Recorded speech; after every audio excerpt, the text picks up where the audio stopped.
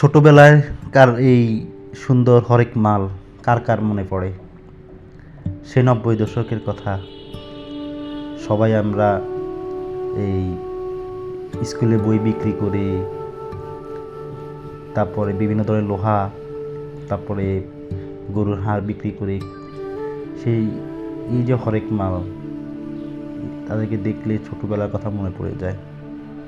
সত্যি খুব একটা মধুর স্মৃতি আজ আপনাদের সাথে শেয়ার করলাম।